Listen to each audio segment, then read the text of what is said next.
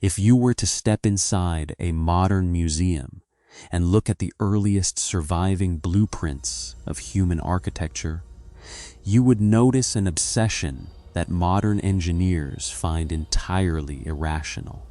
Our ancestors did not build simply for shelter, defense, or material convenience. They moved hundreds of tons of solid granite across mountain ranges, carved subterranean tunnels into the living rock of the earth, and aligned massive, multi-acre complexes with a precision that rivals modern aerospace engineering, all to trap a single, fleeting beam of sunlight on the morning of the solstice. We look at these ancient structures through the lens of our own technology, categorizing them as primitive calendars, astrological observatories, or temples built to appease forgotten gods. We assume that their creators saw the world exactly as we see it today, only with fewer tools. But what if the true secret of pre-flood architecture is not how those ancient builders constructed their walls, but how their walls reveal a completely different state of human consciousness? Consider a profound biological anomaly. Modern neuroscience reveals that human perception is not a fixed historical constant. The way your brain processes sensory data, how you perceive depth, how your nervous system interprets sound waves, and how your eyes translate electromagnetic radiation into the experience of color is highly plastic. It adapts to the environmental and linguistic landscape you inhabit. When we explore the oldest megalithic structures on Earth, those built before the catastrophic rise of global sea levels, at the end of the last ice age, we find a structural pattern that defies classical explanation. These sites do not possess windows designed to let in general illumination. Instead, they feature narrow, mathematically precise light boxes, stone apertures that compress the chaotic light of the sun into tight, laser-like frequencies that pierce through absolute darkness to strike specific, highly resonant minerals like quartz or mica. What if ancient humans did not perceive light as a passive ambient medium that reveals external objects? What if, to the pre-flood mind, light was an active, kinetic technology, a biological frequency that could interact directly with human awareness, altering the architecture of the brain itself? When we peer through these ancient stone apertures, we are forced to confront an unsettling possibility. Our modern world is built on a profound sensory reduction. We have learned to illuminate our cities while completely blinding ourselves to the hidden layers of reality our ancestors took for granted. What if the global flood recorded in the mythologies of every ancient culture did not just wash away an advanced civilization of stone and mortar, but permanently altered the very biology of human perception? To understand the nature of this ancient vision, we must first dismantle our contemporary bias toward the act of seeing. In the modern world, we treat sight as a one-way street. We believe that light bounces off an external object, passes through the lens of the eye, strikes the retina, and sends an electrical signal to the visual cortex. To us, the eye is a passive camera, and light is merely the radiation that makes the picture possible. But the history of science reveals that this passive model is a remarkably recent invention. For thousands of years, the greatest minds of antiquity held a completely opposite view of human sight, known as the emission theory of vision. Figures like Plato, Euclid, and Ptolemy argued that sight is not a passive reception of external light, but an active projection from within the human being. They believed that the visual cortex generates an internal luminous force, a visual ray that shoots out through the pupil to interact with the external world. To the ancient mind, seeing was not an intellectual observation. It is a physical contact. You do not just look at an object. Your awareness actively touches it. While modern physics has discarded the literal idea of visual rays shooting from the eyes, modern quantum biology is quietly uncovering a hidden truth buried within that ancient perspective. We now know that the human brain actively emits ultra-weak photon emissions, literally broadcasting microscopic particles of light from its own neural networks. Furthermore, cognitive psychology reveals that your brain does not passively record the world. It actively projects a predictive simulation of reality outward, utilizing sensory data merely to correct its internal master copy. The pre-flood builders did not have to deduce this abstract scientific framework. They lived it. Their architecture suggests they understood that the boundary between the internal light of human consciousness and the external light of the cosmos was entirely fluid. When we investigate the layout of megalithic structures like Göbekli Tepe or the subterranean chambers buried beneath the Giza Plateau, the total absence of ambient light fixtures becomes glaring. There are no soot stains from torches on the carved stone ceilings, no remnants of ancient oil lamps, and no wide windows designed to flood the interiors with uniform daytime brightness.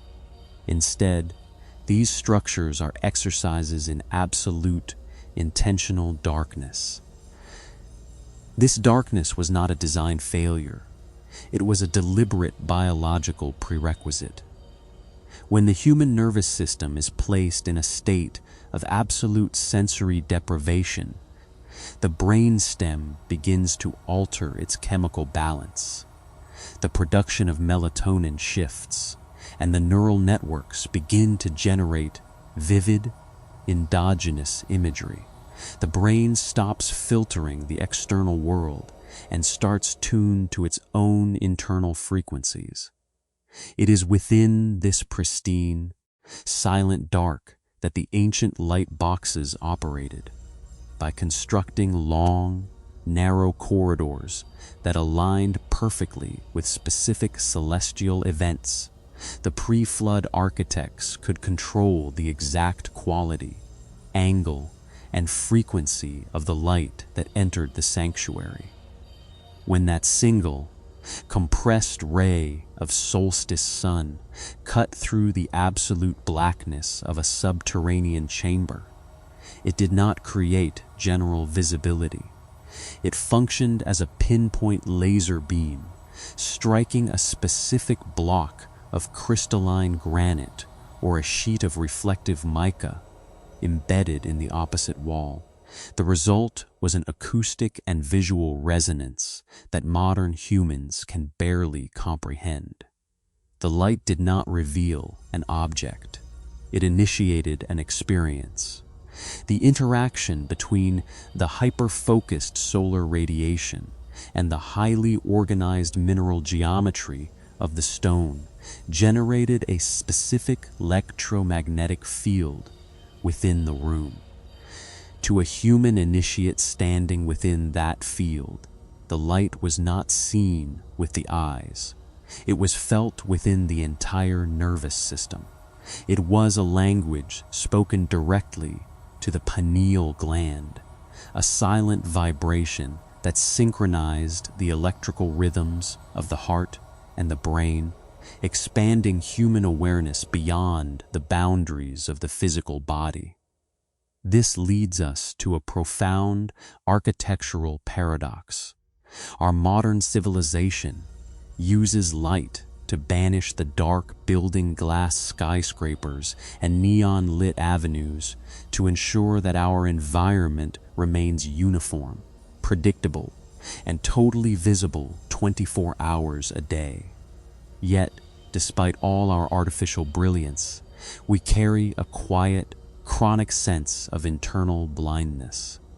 We look at the world around us and feel entirely separate from it, viewing nature as a chaotic collection of resources to be managed and manipulated.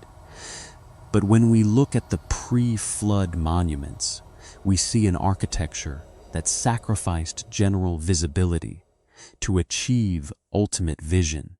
Those ancient builders used the dark to cultivate a state of raw, unmediated connection with the cosmos, transforming a beam of light into a bridge that connected human awareness with the deep geometric intelligence of the universe. If this sophisticated relationship with light was once the foundational technology of human civilization, what happened to disrupt it? Why did we abandon the precise geometry of the stone apertures and fall into our current state of sensory isolation? To find the answer, we must look past the stone walls and investigate the great catastrophe that rewrote the geography of our planet. A cataclysm that didn't just drown the land, but permanently altered the atmospheric lens through which humanity views the sky. What if the global flood changed the very quality of the light that reaches the surface of the earth? To find the origin of our modern sensory isolation, we must examine a hidden implication of the geological record, one that changes everything we assume about the ancient sky. When climatologists and geologists reconstruct the atmosphere of the pre-flood world, they describe a planet wrapped in a profoundly different environmental envelope. Prior to the rapid stabilization of our current climate systems at the end of the last glacial maximum, the Earth's atmosphere carried an immensely higher concentration of water vapor, particulate matter, and localized pressure boundaries. Some paleoclimatic models even suggest the existence of a high-altitude vapor canopy, a dense, uniform thermal blanket that diffused incoming solar radiation across the entire globe. This was a world without the sharp, aggressive glare of our modern sun. It was a world illuminated by a soft, highly coherent, omnidirectional luminescence. In this primordial environment, light did not strike the Earth as a chaotic barrage of harsh ultraviolet rays. Instead, the atmospheric moisture acted as a planetary lens, filtering out the destructive frequencies of the electromagnetic spectrum while amplifying the life-giving, restorative wavelengths. The light was thick, alive, and mathematically ordered by the very air through which it traveled. Because the light was perfectly diffused, the human eye did not need to squint, contract, or shield itself from the sky. The nervous system existed in a state of perpetual somatic resonance with the environment, perceiving light not as an external spotlight, but as a continuous ambient medium that bathed all of reality in a unified field of awareness. When the cataclysm arrived, the sudden, violent collapse of this global atmospheric equilibrium, the planetary lens shattered. The catastrophic precipitation events that passed into human memory as the Great Flood were not merely an abundance of rainfall. They represented the literal downpouring of the Earth's ancient atmospheric structure. As millions of gigatons of water vapor collapsed onto the surface of the planet, the sky was violently cleared. For the first time in human memory, the atmosphere became thin, volatile, and starkly transparent. The protective, diffusing canopy was gone, exposing the surviving remnants of humanity to the raw, unmediated, and piercing radiation of a naked sun. This environmental trauma triggered an immediate, defensive mutation within human biology.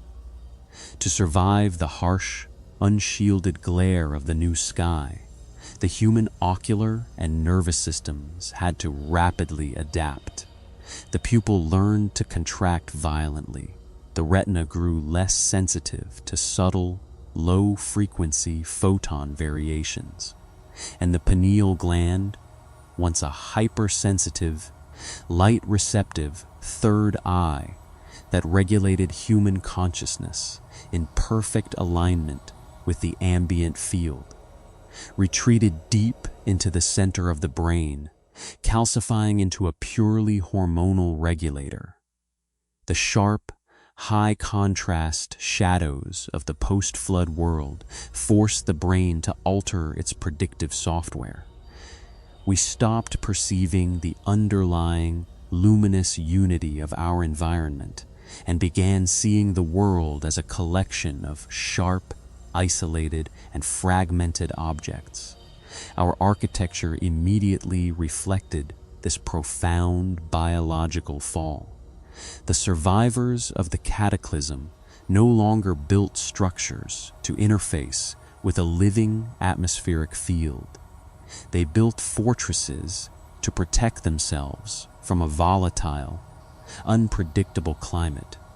The ancient open-air stone circles and highly sensitive subterranean light chambers became obsolete, their geometric alignments rendered blind by the shifting of the Earth's axis and the new density of the post-flood atmosphere. The megalithic sanctuaries were abandoned to the dust, leaving future generations to look at their mathematically precise light apertures with an attitude of uncomprehending bewilderment.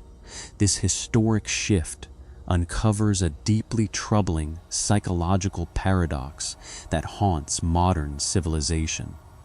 As our physical vision became more acute, sharp, and focused on identifying individual objects, our internal vision suffered a catastrophic decline.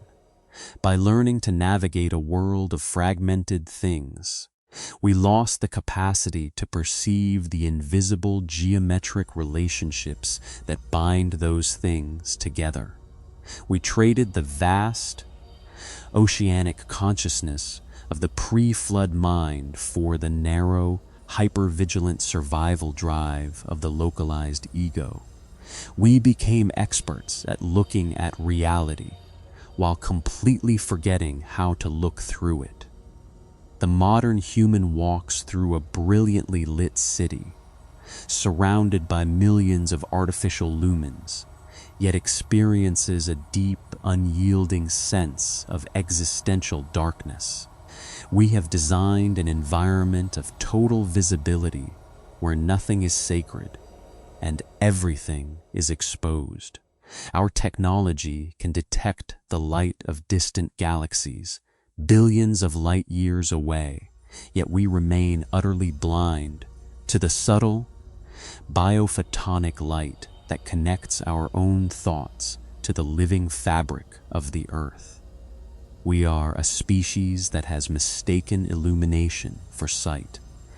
If our modern state of consciousness is the result of this ancient atmospheric trauma, then the pre-flood monuments are not merely historic ruins.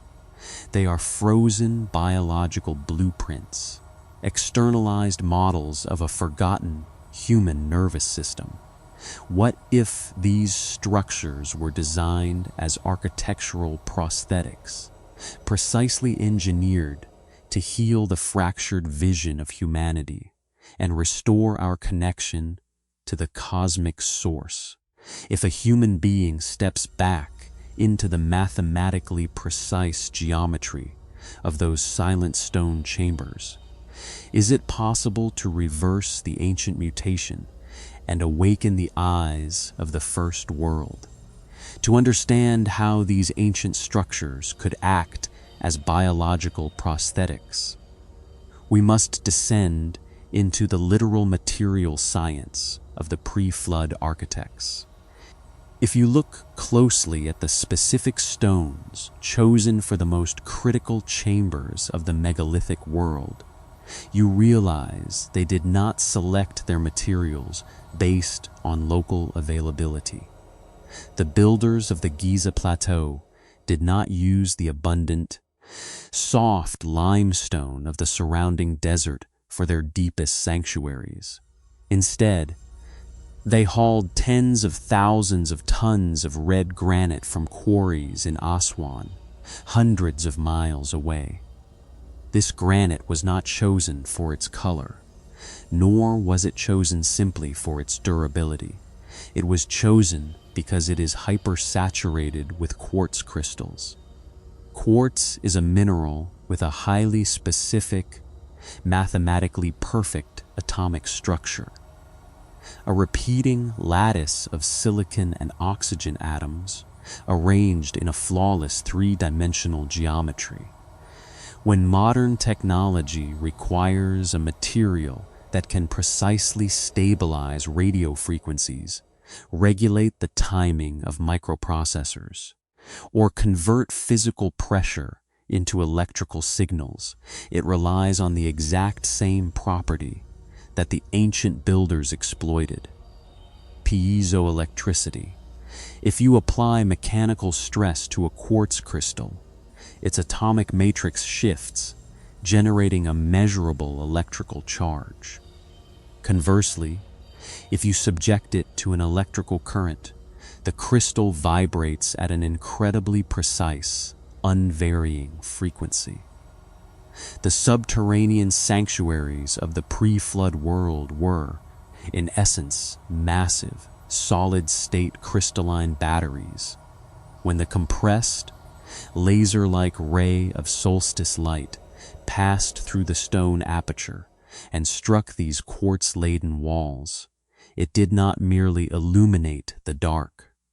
The sudden, intense, localized thermal expansion caused by the solar radiation created a precise mechanical pressure within the crystalline structure of the stone. The granite began to compress, to shift, and to generate a steady, localized electromagnetic field that filled the entire chamber.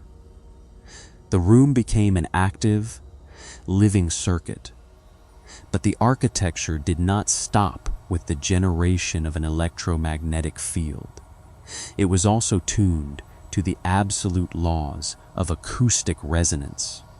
The dimensions of these ancient sanctuaries were not determined by aesthetic preference.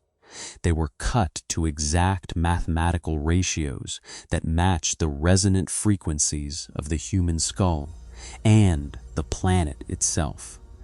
When a human initiate stood within the center of the energized chamber, the subtle, deep hum of the vibrating granite would begin to interact with the auditory and nervous systems. This is the phenomenon known as acoustic entrainment, the process by which two independent oscillating systems adjust to a common rhythm. The stone was literally singing to the bone. As the physical body absorbed the acoustic vibrations and the surrounding electromagnetic field, The brain's electrical activity was forcibly synchronized. The chaotic, hypervigilant beta waves of ordinary, post-flood survival consciousness began to dissolve.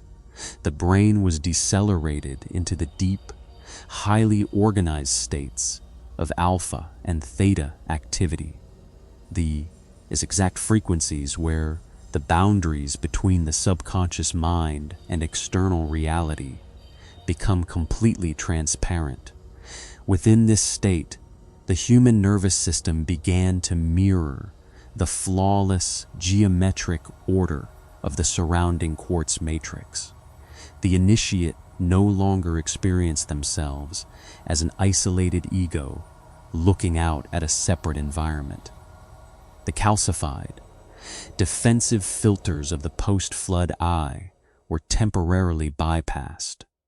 Because the brain was operating at the exact resonant frequency of the room, and the room was operating at the resonant frequency of the incoming solar ray, the individual experienced a sudden, shocking collapse of internal and external space. The light was no longer outside, illuminating a wall. The light was inside, illuminating the very architecture of human consciousness. This reveals a profound historical tragedy that shapes our current understanding of human progress. We look back at our ancestors and pity them for their lack of machines, viewing their reliance on raw stone as a sign of technological infancy. We assume that because they did not build complex, externalized networks of wires, switches, and screens, they lived in a primitive intellectual void. But the pre-flood architecture points to a completely different evolutionary path, a path where technology was not externalized, but internalized.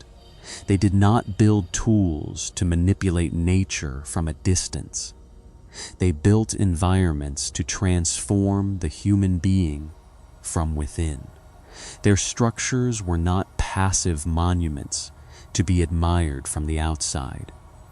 They were active, biological interfaces designed to keep the human instrument perfectly tuned to the deep, mathematical harmonies of the cosmos.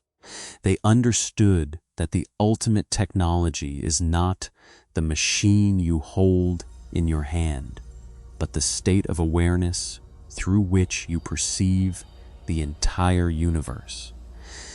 By losing this understanding, we have built a society that is technologically brilliant, but structurally disoriented. We have surrounded ourselves with external devices that mimic the functions of our forgotten biology, using fiber optic cables to transmit light and silicon microchips to process information, while our own internal networks remain dark, fractured and isolated from the primary source. We have become masters of the shadow, while completely forgetting the nature of the substance that casts it. Yet, as we stand among the silent, echoing ruins of this ancient world, a deeper and more urgent question demands our attention. If these structures were designed to hold open the gates of cosmic perception, what happens when a modern human being attempts to re-enter their geometry? Is it possible that the ancient architecture is not dead, but merely dormant, waiting for a specific shift in human intent to reactivate its biological circuitry? What if the key to unlocking the pre-flood mind is not a secret archaeological code, but a fundamental transformation in how we handle our own attention in the face of the modern glare? To translate this ancient crystalline technology into the landscape of modern existence, we must look past the physical stones of the pre-flood world and examine the primary force that animated them, the precise direction of human attention. We do not need to travel to the Giza Plateau, excavate subterranean tunnels, or surround ourselves with massive blocks of red granite to reclaim our original vision. The megalithic builders left behind something far more valuable than physical ruins. They left an externalized architectural blueprint of the human mind itself. The ultimate sanctuary is not built of stone and mortar. It is constructed out of the quiet, deliberate geometry of your own awareness. In the chaotic, hyper-stimulated environment of our modern cities, the act of reclaiming this vision requires a fundamental, sovereign intervention. We are currently subjected to a relentless, artificial glare, an unyielding barrage of glowing screens, notification alerts, and fragmented digital demands designed explicitly to hijack our attention and keep our nervous systems locked in a state of high contrast survival. This digital sunlight functions exactly like the harsh post-flood sky, forcing our psychological pupils to contract, narrowing our focus to immediate threats, and blinding us to the vast, interconnected layers of reality. To break this hypnosis, we must learn to cultivate our own internal dark chambers. This intervention begins with the deliberate practice of sensory boundaries. Just as the pre-flood architects constructed thick limestone walls to banish the chaotic ambient light of the world, we must learn to intentionally drop the curtains on the external noise of our environment. This is not an act of passive isolation or escapism. It is a highly active, technical preparation of the human instrument. When you turn off the artificial lights, silence the devices, and step into a space of absolute physical and mental stillness, you are replicating the exact biological conditions of the ancient light boxes. You are allowing the hypervigilant, fragmented rhythms of the ego to slow down, preparing the internal quartz matrix of your own neural networks to receive a higher frequency of information. Once this baseline of internal darkness is established, you can begin to direct your attention not as a passive observer, but as a compressed, laser-like ray. When you look at a difficult challenge in your life, a fractured relationship, a professional crisis, or a deep-seated existential anxiety, your natural, post-flood instinct is to view it as an isolated, hostile object happening to you. But the moment you apply the geometry of ancient perception, the entire emotional landscape shifts. You stop looking at the problem and start looking through it. You begin to treat the conflict as a precise, mathematically placed aperture, a deliberate constraint designed by the deeper architecture of your life to compress your awareness, expose your hidden vulnerabilities, and force your character to evolve. This simple pivot permanently alters your relationship with personal adversity. The difficult people, the unexpected setbacks, and the painful transitions of your life are no longer seen as chaotic accidents trying to destroy your peace. Instead, they are recognized as the perfectly aligned stone pillars of your own personal sanctuary, precisely arranged to reflect the light of your consciousness back into the deepest, darkest recesses of your mind, The focus shifts entirely away from manipulating the external world and moves toward mastering the internal resonance. You realize that you cannot change the quality of the sun in the sky, but you can govern the precision of the architecture through which it enters your life. Furthermore, this understanding delivers a fatal blow to the paralyzing phenomenon of modern perfectionism. Most people are frozen by a profound fear of failure because they believe their life is a public performance being judged under the harsh, unyielding spotlights of an external audience. They treat every mistake as a permanent structural collapse. But when you remember the lesson of the ancient light chambers, you realize that the theater is entirely empty. There is no external panel of judges holding a scorecard in the dark. The only audience member you have ever been trying to impress is the silent, enduring witness that sits at the center of your own consciousness. This realization transforms your failures from fatal catastrophes into mere architectural adjustments, necessary, collaborative experiments in understanding how your internal structures handle the pressure of reality. You allow yourself to experiment with new ways of being, to speak up when you would normally retreat into silence, and to dismantle the outdated psychological frameworks that no longer serve your evolution. The script becomes entirely elastic. You realize that a single dark chapter does not define the entire narrative, and that some of the most profound light in human history could only be captured because a structure was willing to endure the absolute depth of the dark. Yet, as we reclaim this creative sovereignty and learn to tune our own internal networks, we find ourselves standing on the threshold of one final, breathtaking mystery. If we are the architects, the sanctuaries, and the light of our own individual lives, what happens when our private structures are fully aligned?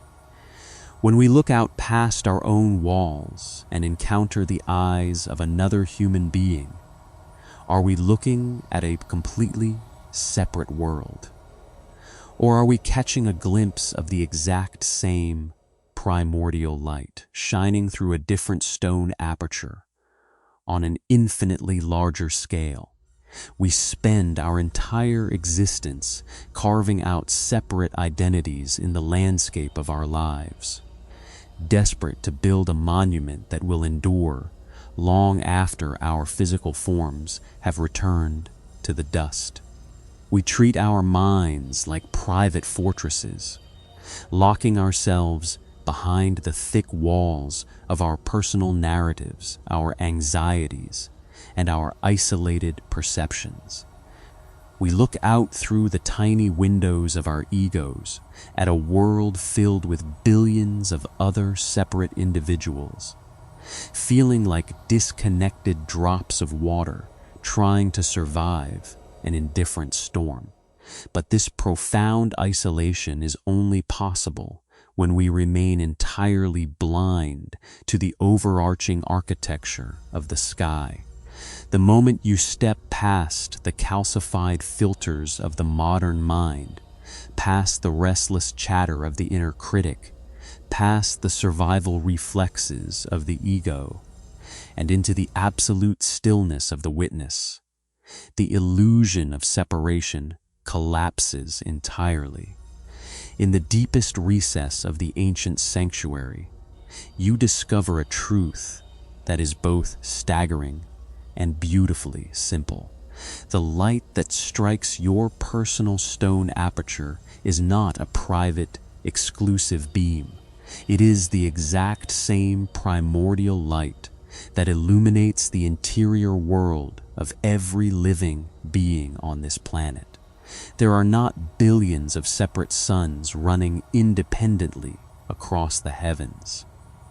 There is only one singular cosmic ray, fracturing its infinite intelligence through the biological prisms of human consciousness.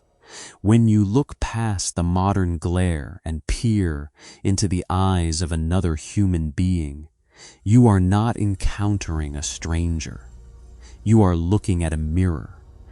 You are catching a glimpse of the exact same underlying awareness, dressed in a different historical costume, navigating a different set of genetic constraints, and looking out through a different stone aperture, just to experience the miracle of perspective. The adversary who tests your boundaries, the stranger who passes you in the dark, and the loved one who shares your silence are all variations of your own fundamental presence, holding open the gates of reality so that the universe can gaze upon itself from an infinite number of beautiful angles. True vision is not the intellectual act of identifying objects in the dark. It is the sudden, breathtaking recognition of the singular light that animates them all. This realization delivers the final transformational blow to our ancient sensory trauma. You no longer have to defend a fragile, isolated identity against the weight of a hostile environment, because you realize that the sanctuary, the stone, and the solar ray are all constructed out of the exact same divine geometry. The boundaries between the observer, the observed, and the medium of sight dissolve completely into a state of pristine, unshakable unity. You are the architect who designed the path, the stone that holds the mystery, and the first dawn that breaks across the world. We walk through the world with our eyes wide open, searching the horizon for a lost civilization, completely blind to the fact that the pre-flood architecture is actively vibrating within our own chests with every single breath. You do not need to wait for history to give you permission to see. You do not need to rebuild the ruins, clear the modern sky, or repair the fractures of the past. Right here, in the middle of the noise, the chaos, and the brilliant artificial illumination of your modern day, you can step back into the silent sanctuary of your own presence. You can direct your attention with absolute geometric precision. The light box is open, the crystalline stone is vibrating, and the morning ray is perfectly aligned. And the moment you remember how to truly see, you can finally close your outer eyes, step through the ancient threshold, and awaken to the infinite dawn of your own timeless nature.